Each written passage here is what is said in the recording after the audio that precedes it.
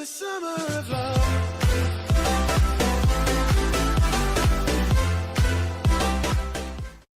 Alright, what's up everybody, it's Strikes Pro here, and today we're back for another Yu-Gi-Oh! Deck profile, and this will be the last deck profile for a while, just because of the fact that I really need to get to working on my Minecraft Survivor Season 6, because it's already recorded. I've already recorded it. It's just I really need to get to editing it and start uploading. So yeah, hopefully that will be coming out soon, but for now, enjoy this last deck profile, which is Invoked ABC. I've been wanting to do this for a while. It's just I've been playtesting it a lot because this deck, or like ABC in general, just has so many different builds, because its core engine is actually really small. It's only about a hold on, I'm actually counting right now. Sorry, I'm a little tired. It's only a 14 card engine, with 3 of those being in the extra deck. So, if you include terraforming, then an extra 3. But terraforming is pretty much an essential in any deck that has a field spell, so I don't really consider it as part of that. But there's just so much you can do with this deck, and I really enjoy playing it. It's just a matter of trying to come up with the right build. And for me, I think this is the right build, and I've been getting a little bit of hate on some of my other deck profiles for building all of my decks around swarming, but that's just my playstyle in Yu-Gi-Oh! And I can't really do too much about that, but luckily this deck is actually a swarming deck, so, or at least somewhat swarming. It's a really interesting deck. This is one of the only, like, non-swarming decks that I actually enjoy playing the way it's supposed to be played. But still, of course, in my strategy, I always end up swarming the field anyways. So, without further ado, enough chit-chat, let's get on to the deck profile. So, of course, we're running the 3 Alistair the Invoker. It's an invoked deck, so we have to run 3 of it. It's just crazy not to. We also run 3 Galaxy Soldier. I really like this card because it'll send either one of your little dudes to the graveyard, or one of your little dudes to the graveyard. So literally, it's just a good card. I mean, it'll send these dudes, your parts of ABC, to the graveyard, which will then allow you to further out your plays and eventually get out ABC. Plus, you can do some gimmicky things with Galaxy Soldier himself if you want to sort of bait out or see what your opponent has to play.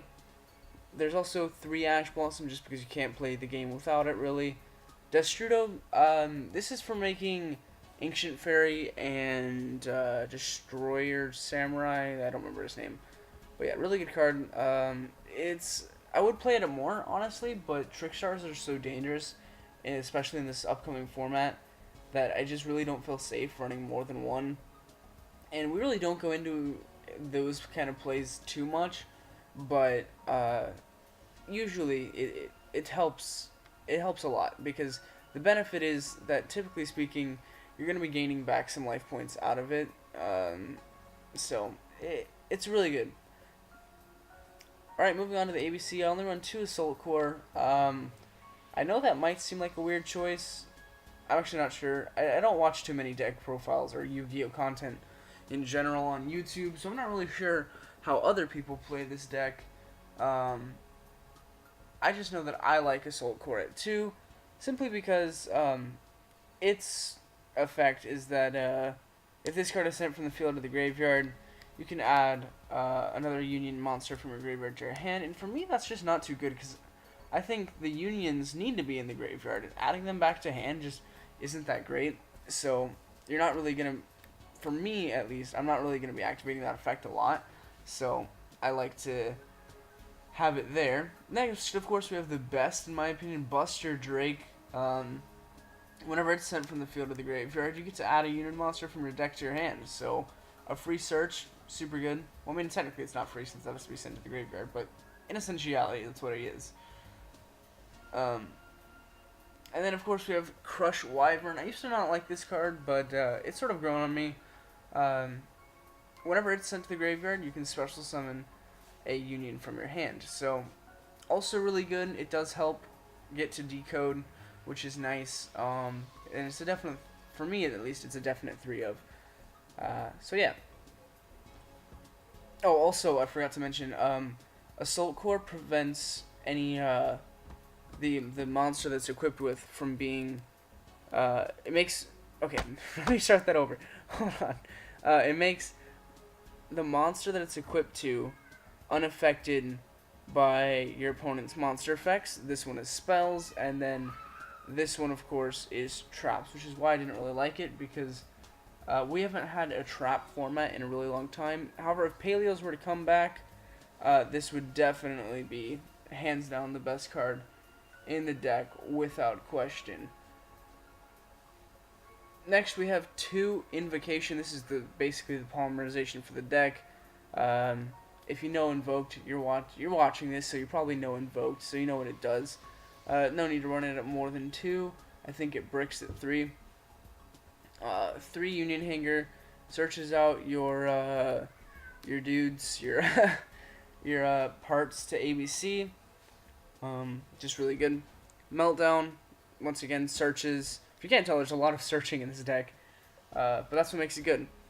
We also have Dragon Ravine, which is pretty much a search. It Foolish Burials your Destrudo, which is nice, because then you can special summon Destrudo off of his own effect. Sorry.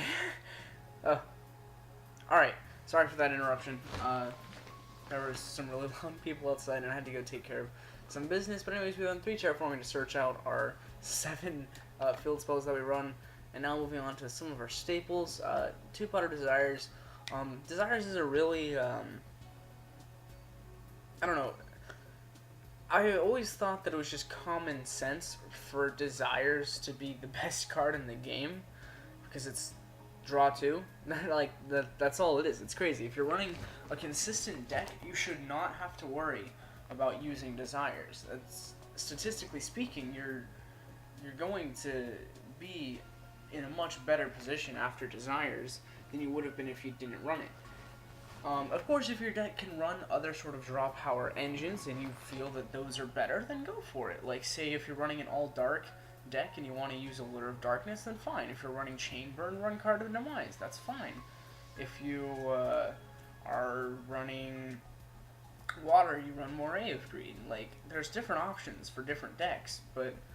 Or if you're running a level 8 deck, for example, Trade-Off, or Trade-On, Trade-In? Trade-In. I think it's Trade-In. But there's plenty of options. Just for a generic draw card, Potter Desires is the best. At least that's my opinion. I know that some people don't like it, but sorry, I really enjoy it. And then of course we have a Foolish Burial. I don't know how much this is actually teched in, but I really like it for the deck because getting your pieces to the graveyard to actually summon ABC is just really good. I personally really like it. So, yeah. Raigeki because it's Raigeki. Upstart to make the deck 39 cards. And then 3 Breakthrough Skill. I actually saw this card. I had kind of forgotten about it, to be honest. But I saw this card at my locals the last time I went. Someone was running it in their Lightsworns.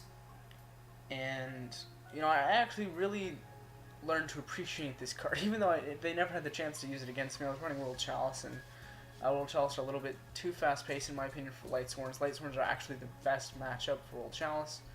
I have a video that you can find somewhere in my playlist of World Chalice. But Breakthrough Skill, yeah, it's basically like a reusable Floodgate, which is really nice. Judgment to stop pretty much everything, and Warning to stop your doom from happening. And then moving on to our extra deck, we have 3 Mechaba. Our extra deck space is really tight this time around, just because we're running so many different engines. We're running the Galaxy engine, or the Galaxy Soldier engine. We're running Invoked, ABC. Originally I was even running the Grinder Golem engine, but after some testing, I found that, you know, my deck, the extra deck just couldn't handle the amount of cards required for the Grinder Golem. Because the Grinder Golem requires you to have like 5 free spaces in your extra deck, which is crazy. It used to be 6, but since it got limited to 1, it changed down to 5. But yeah, it's there's a lot of engines, but Mechaba, it's negation for pretty much anything. It's a really good thing. You can get it out with any of your ABCs.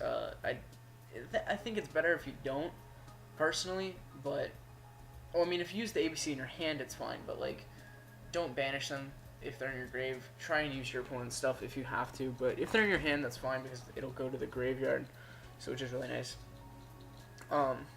ABC, it's what the deck is themed off of. Its effect is just too crazy to not take advantage of. Honestly, I'm not sure if running it at 3 is the right choice, but I think that it's alright. The only thing, I had room for it, which is why I'm running it, even though I was just talking about it, but I sacrificed one of the other invoked monsters that I planned on running, Purgatrio, but I don't know. I think it's good at 2, but I do like it at 3 just because it looks really nice. Then we have Ancient Fairy Dragon. This is for life point recovery. You get to special summon a level 4 monster from your hand, but you can't conduct your battle phase. And it can get rid of your opponent's field spells, which is nice. It's really good for the Spiral matchup now, since they only have the one last resort. But yeah, really good card. Plus you get to search out your field spells, so it's a walking terraforming. We also have Samurai Destroyer. This is a more recent card that came out. So I'm going to read it out since this one might not be as well known. If this card battles an opponent's monster, your opponent cannot activate cards or effects until the end of the damage step. Also, that opponent's monster has its effects negated during the battle phase. And then if it leaves the field because of an opponent's card effect, you get to special summon a machine from your graveyard. Just any machine, which is really good because that means you can actually get out your ABC if it ends up in the grave. You can get this out with Destrudo or Ash Blossom, I guess, on any of your level 4s. So yeah, really good play. I love this card. I think its artwork is actually really cool too. Kind of reminds me of like a one-off Zord or something from the Power Rangers or some shit like that. I don't know. Then we have Nova and Infinity. You're not going to be using Nova, just Infinity. You're only using Nova as the material for Infinity. So you summon this using the 2 Galaxy Soldiers and then overlaying Infinity on top of Nova. So if you don't know, it has a quick effect where you can detach a material to negate the activation of any card or effect. So, and it destroys it obviously. And it's really good. So, having 3 materials, that means you have, sorry, interruption again. But yeah, as I was saying, having the 3 materials just makes it so you have plenty of actual negations, and that's sort of what this deck is revolving around. Powerful monsters that can negate pretty much anything your opponent does, which is really fun. Not typically my playstyle, but I do really enjoy ABCs just because I actually ran the XYZ deck back when that was a thing, and this is basically just a modern version of it, so I'm just absolutely in love with this deck. And then we have Akashic Magician, Proxy Dragon. Akashic is actually pretty useful in this deck, but we're not going to go over it too much because it's such a known card at this point. Decode Talker, this is actually your main play. I thought about running it too, as you can see. I have one in my side deck, which this side deck is just stuff that I was testing around, seeing how they worked. Decode Talker is definitely the best card of the deck because without him, you wouldn't be able to go crazy with your board spams, but plus he just becomes a massive beater after a while, which is really nice. Honestly, I think if you have room for an extra decode, go for it. That's right, that's what I sacrificed. It wasn't invoked, although I was running Purgatrio at first, but I ended up taking it out for some of the Link engine. But I don't know. I personally just I think it works where it is. And actually, you know what? Fuck it. Here we go. Live deck edit right there, boys. So two Deco Talker now. Um, just because it's really good. It allows you to go crazy. Plus, it has no drawback for summoning it. Like with most decks, summoning Decode Talker is a huge commitment, whereas with this deck, oh well, if you lose it, like it's not a big deal. Now all of your pieces are in the graveyard, so you can just banish them to summon ABC. Next we go in board load to get over some like crazy bullshit monster, I guess. But it's really not necessary because we run ABC, but I personally just really like the card. And then a Firewall for, of course, fun loops and graveyard recovery. Alright, so that's pretty much the deck profile. I hope you guys enjoyed. Final thoughts, I'd have to say this deck is something that's a little bit out of my comfort zone when it comes to modern Yu-Gi-Oh! In older formats, I definitely preferred beatdown control, which is sort of what this is. But in modern Yu-Gi-Oh!, it's not my style. I much prefer the swarming because taking advantage of the speed of the game is so much fun. But I guess supposedly we're going into a slower format. I think it's bullshit. I don't think it's actually going to happen. Especially since World Chalice is still existing when they can go through their whole 15 card extra deck in one turn. It's definitely not slowing down. But anyways, so yeah, that's pretty much it. I do think that this deck is really good in this format. Obviously, I wouldn't be showing you it if I didn't think so. However, the difference is, I think it's actually like competitive level good. ABCs have always sort of made their one or two tops every tournament, but I think they're going to be really good this format because they have that overwhelming power and the control that a deck needs. Alright, so that's enough of my rambling. Please remember to like, comment, and subscribe if you haven't already. Thanks for watching. Hope to see you next time. And as always, have a roaring good day.